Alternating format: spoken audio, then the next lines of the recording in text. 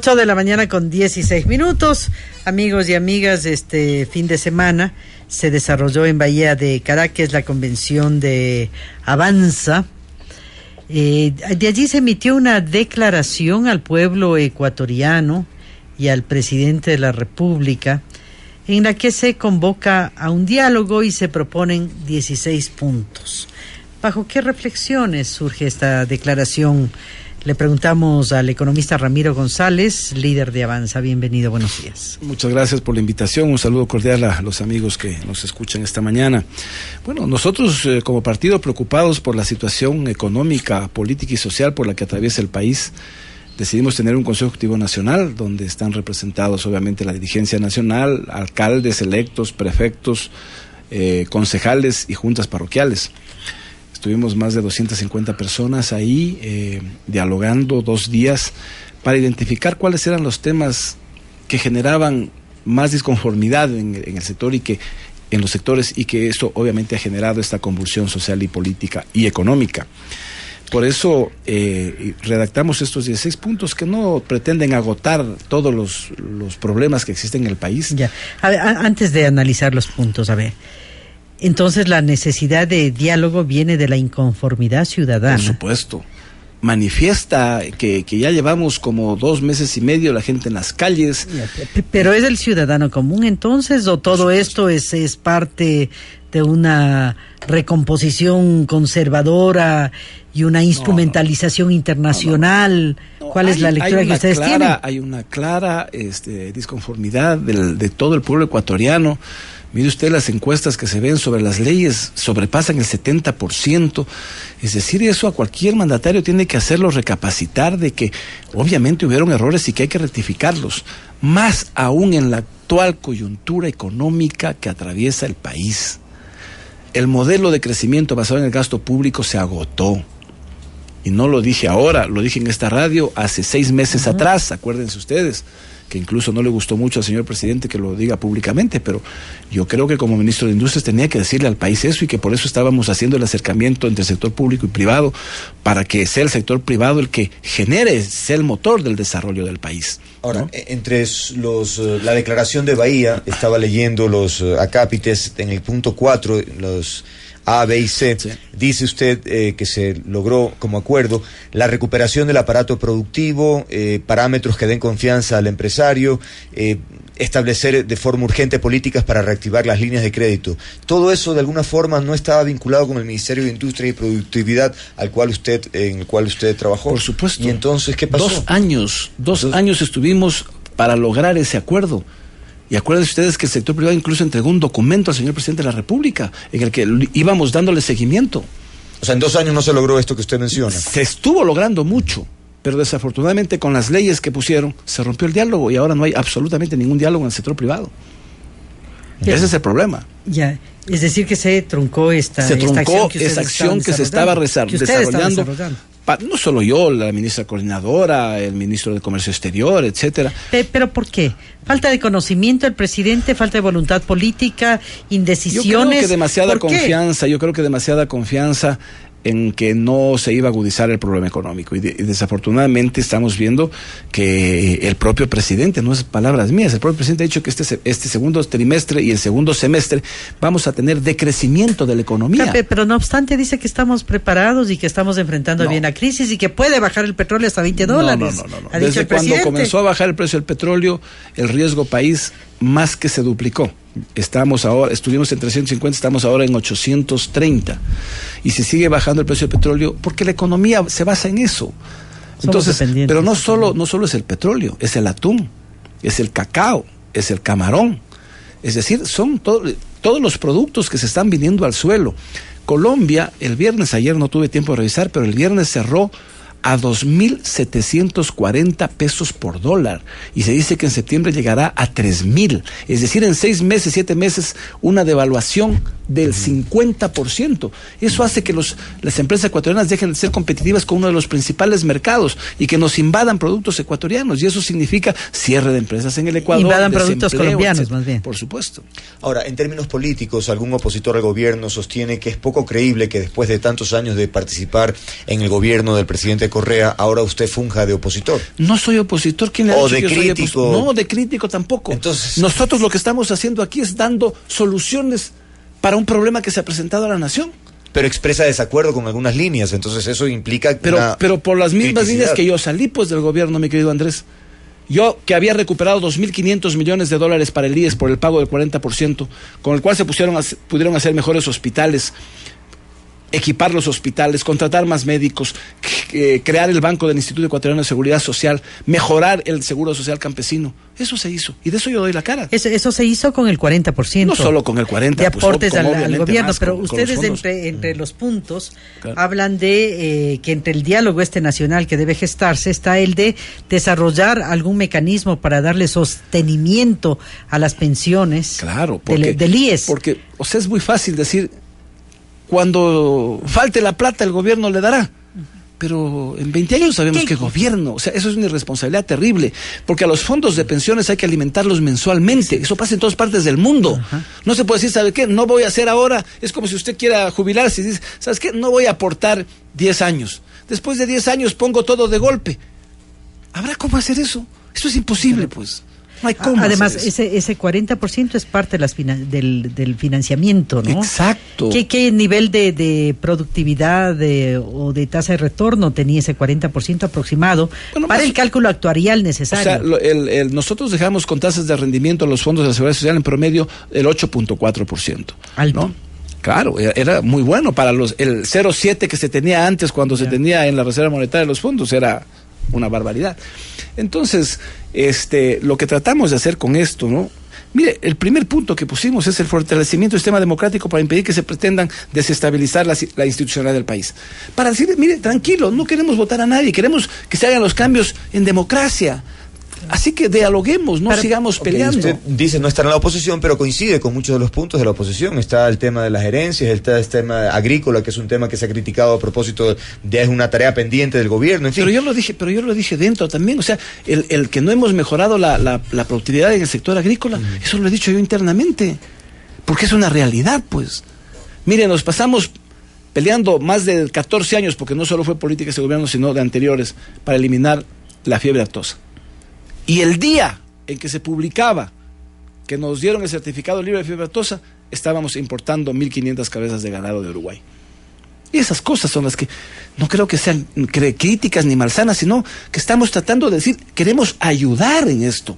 Ya, economista, pero la manera de ayudar es una convocatoria al diálogo. ¿Usted considera que en la actual coyuntura hay escenario para esa convocatoria al diálogo cuando el presidente de la República insiste y ha dicho que no tiene por qué archivar los proyectos, insiste en el tema de la plusvalía, cuando el discurso sigue siendo confrontativo, cuando se convoca a los militantes a enfrentar de alguna manera en las calles y sostener la revolución ciudadana?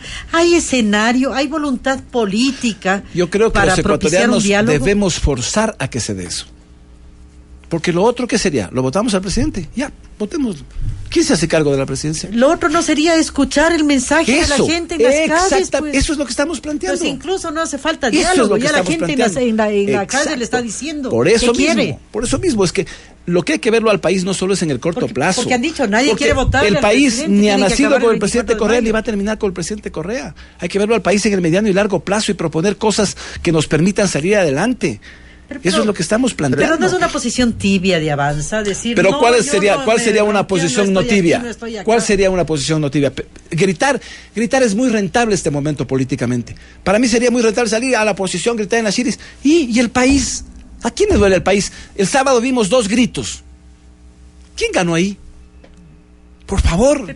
Pero por ejemplo, como el tema del espionaje, ustedes también aquí dicen garantizar el derecho constitucional a la privacidad. Pero ahí simplemente como postulados, no hay una acción, no hay una postura un poco más. Desde la asamblea, no se puede complacer a todo el mundo tampoco. A ver, Andrés, estamos llamando a un diálogo, pero si llamamos un diálogo ya con una postura, ya no es diálogo, pues. Eso es lo que se ha estado haciendo hasta ahora. Lo que estamos aquí poniendo son los puntos para dialogar. Pero porque de lo contrario, si ya voy con una posición, Ya no, pues ya ¿qué va a hacer?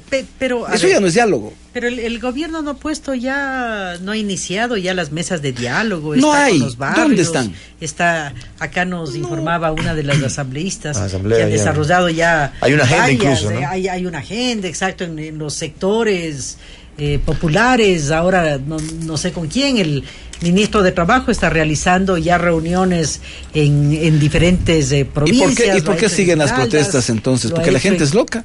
No, porque no ha llegado ese diálogo, porque están hablando entre ellos. Ya, pero ¿hay realmente diálogo o es una instrumentalización hacia el pueblo en esta coyuntura sensible? Es cuestión de buscar a la gente que te aplauda para decir que estás bien. Eso Entonces no es está diálogo. instrumentalizando al pueblo. Exacto, hay que buscar justamente a los que están en desacuerdo para llegar a un acuerdo, no con los que estamos de acuerdo a dialogar, pues, o imponer una cosa que está ahí. Eso no es diálogo. Eso no es democracia. ¿A quién va dirigido esto entonces? Está clarito Está el presidente lo que de la dice, al República, pueblo dice, ecuatoriano y al y al presidente. Pero ¿cómo viabilizarlo? Si ya el gobierno puede decir, pero si ya estamos organizando, entonces se queda Andrés, ahí. Andrés, con esa posición entonces no hagamos nada, no, dejemos pero que el país se caiga. ¿Cómo no creo que esa no es mi actitud. Nosotros estamos mandando esto a los medios de comunicación, a los partidos políticos, a los movimientos sociales, para un poco comenzar a dialogar algo.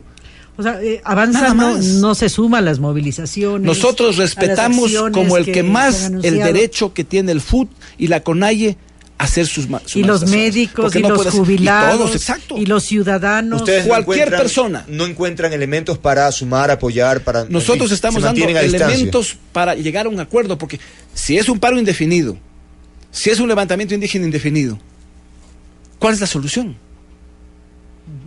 No es indefinido, ya lo decían. Va a ser un día, por ejemplo, nada más, decían los médicos. Bueno, pero entonces cambiaron ahorita porque los médicos decían que era un día. Los médicos, los trabajadores. Yo estoy hablando de los trabajadores. Ellos dijeron un paro indefinido. Son los indígenas que hablan de un levantamiento indígena. Qué bueno que no sea así. Qué bueno que no sea así. Que sea un llamado de atención para ponernos a dialogar. Qué bueno. Ahora, usted decía... bueno, ahí hay encuestas que hablan del 70% de la población que no está de acuerdo con esos proyectos de ley y todas las cosas. Por ejemplo, ¿no sería deseable, si es el 70%, exigir al gobierno que definitivamente anuncie el archivo definitivo de los proyectos, por ejemplo? ¿Y cómo lo hacemos? ¿No sería bueno ¿Cómo lo hacemos, exhortar, exigir al presidente de la República que lo haga? Pero ya 2 meses y medio que vamos en esto. Han habido marchas exigiendo eso, pidiendo eso. ¿Y cuál es el resultado? Pero por eso, entonces, ¿qué diálogo? ¿Cómo sería el diálogo ahí? Si ha habido 2 meses de marchas, entonces vamos a concluir que el país es inviable. Qué pena pensar eso. Yo me resisto a pensar que tenemos un país inviable. Pero no habrá otros mecanismos. Eso es lo que quiero saber. Por eso aparte del diálogo que es a la clase política. Aparte del diálogo que es un mecanismo mundialmente aceptado en todas las democracias. ¿El diálogo cómo? A ver, ¿cómo? Porque aquí el gobierno dice, ya estamos dialogando, el gobierno dice, y el presidente lo ha repetido, pese a que varios actores sociales, políticos le dicen, vea cómo afecta a la clase media, la baja, los impuestos, dice, nadie me demuestra que afecta. Entonces, a ver, bueno, ¿cómo pero sentémonos para demostrarle, los actores políticos, los actores sociales. Ya, digamos que eso no funciona, digamos que efectivamente no hay el diálogo. Entonces, ¿usted tomaría una posición frente a, por ejemplo, el tema de la consulta, de las enmiendas? Por supuesto. ¿Cuál sería su posición? Nosotros estamos aquí poniendo, Andrés, debatir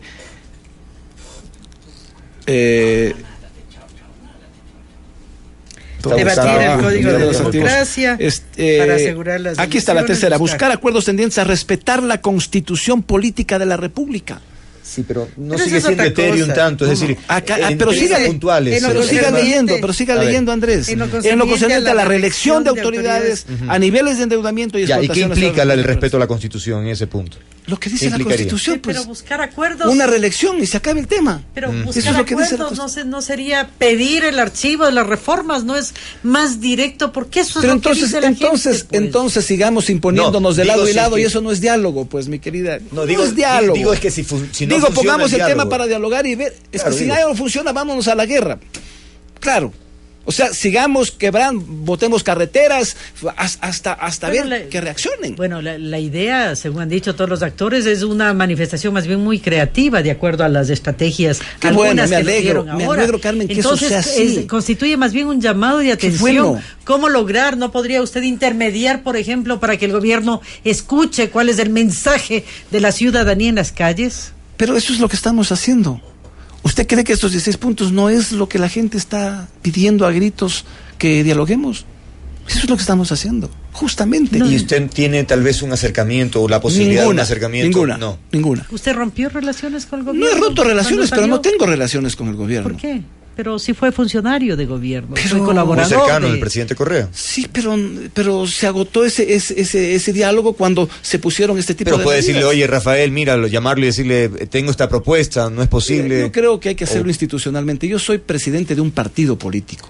Yo no soy Ramiro González, soy presidente de un partido político y estamos proponiendo este tipo de cosas. Esta carta le llegará hoy día al señor presidente de la República, le llegará a los presidentes de los partidos, le llegará a los medios de comunicación, a las cámaras de la producción. Y ojalá tenga eco. ¿Y si Por lo menos yo como político he alertado al país y mi partido ha dicho, mire, esto debemos pararlo a tiempo para no tener más graves consecuencias. Si no se lo hace, bueno, ya el pueblo lo decidirá y yo soy muy respetuoso de las manifestaciones ciudadanas. ¿Vamos a morir en el intento, economista González? Pero es que yo no veo otra forma, o sea, si no es convencernos de que tenemos un país inviable. Y yo me resisto a creer eso. Pero no son las autoridades las inviables, porque la gente, insisto, no hace falta ni siquiera convocar a nada. Por favor, la gente se está pronunciando, las organizaciones se están pronunciando. Como dicen las organizaciones, hemos entregado 1000 documentos en el transcurso de todos estos años. Lo van a volver a hacer, por ejemplo, el sector entonces, ¿qué nos queda según médicos? Eso? ¿Votarlo al gobierno? No, por ahí tampoco ¿cuál es la salida? No, pues, simplemente presionar de forma... Ya se ha presentado dos meses y medio, estamos en esto. A ver, pero entonces, ¿por qué usted considera que el diálogo va a tener... Porque en las sociedades civilizadas en todas partes del mundo el diálogo es el camino correcto es que ya no le creen, ese es el tema. Es decir, las personas se sienten ya que han perdido credibilidad con esto del diálogo, entonces están diciendo, bueno, denos un gesto, por lo menos retire el tema de las herencias, denos un gesto, convoque al tema de la consulta. Lo retiró. Pero temporalmente, es decir, es con piola. Vea, yo quiero decirle algo, yo creo que no lo va a volver a presentar, porque sería volverlo a incendiar al país. Sí. Por favor. Sería volverlo a incendiar al país. Entonces esperaríamos, tal vez, las personas esperarían a ese gesto. Exacto. Eso es lo que estamos justamente dando alternativas. Mire, estamos diciendo aquí que se dinamice nuevamente el sector de la construcción cuando llegamos a tener el 24% de crecimiento.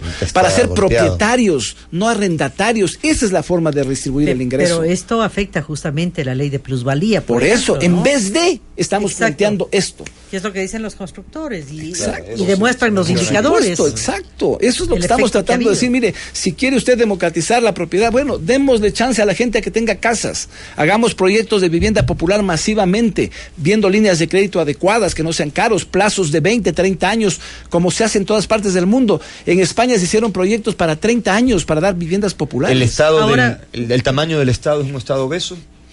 Mire, ni siquiera lo estamos diciendo si es obeso o no.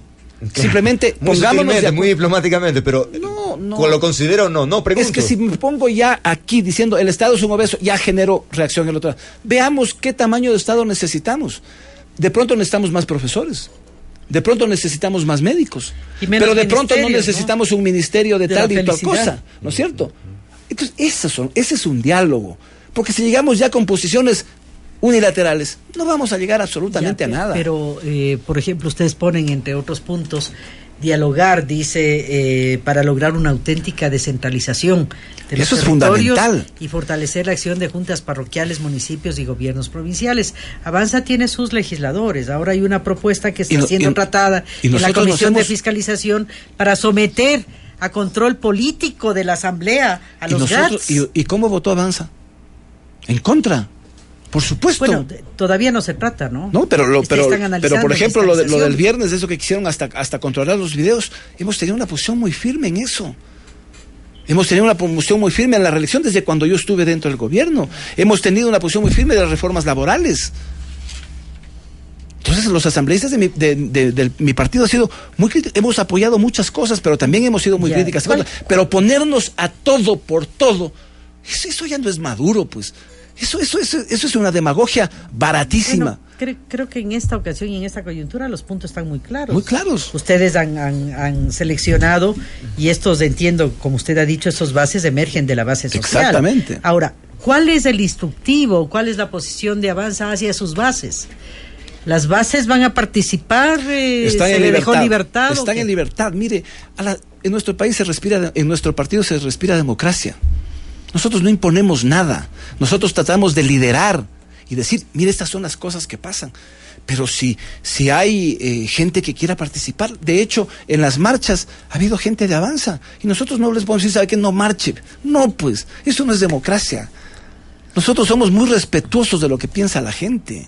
Ahora, sin duda pondero todos estos puntos porque efectivamente van en la línea del diálogo, pero creería que llegará un punto en que ya no podrá tener esa línea también tan ecuánime. Algún rato habrá que tomar una posición. Por supuesto que sí. Si ha agotado este tema de haber puesto las líneas, ya no hay cómo hacer. Bueno, habrá que tomar otras medidas. Okay. Pero mientras tanto, agotemos, por Dios, el diálogo, seamos sensatos. El petróleo cerró a 47 ayer. El precio del ecuatoriano estará a 43. En el mejor de los casos. Se mantendrá, ¿no? $10 más o menos. ¿Cuánto? Si decrece la economía en un punto, ¿cuántos puestos de trabajo se pierden? Hasta $20 dijo el presidente. No es cierto, eso no es cierto.